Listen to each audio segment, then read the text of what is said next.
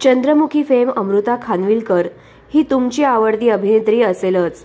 अमृताच्या अदांवर लाखो चाहते घाया आहेत। अमृताचे लग्न झालेले आहे। तिचा पती हिमांशु हा देखील हिंदी अभिनेता आणि प्रोड्युसर आहे।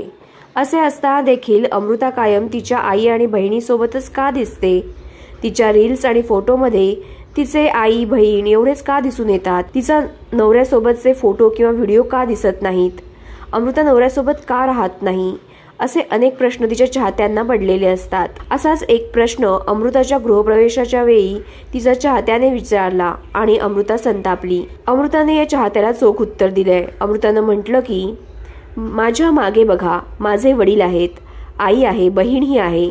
हे तुम्हाला का दिसत नाही? याबद्दल मला खरंच काही कळत नाही। हेच माझे खरे आधारस्तंभ आहेत।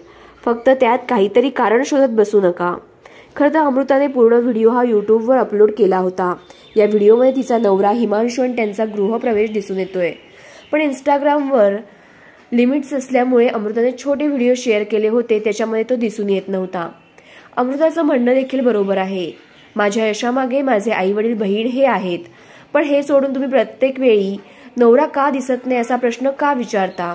एका स्त्रीच्या आयुष्यात फक्त नवराच तेवढा महत्त्वाचा असतो का? तिच्या यशामागे फक्त नवराच असतो का?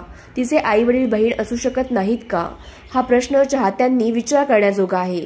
तुम्हाला यावर काय वाटतं हे कमेंटमध्ये आवर्जून सांगा आणि SB मराठी एंटरटेनमेंट चॅनलला लाईक, शेअर आणि सबस्क्राईब करा।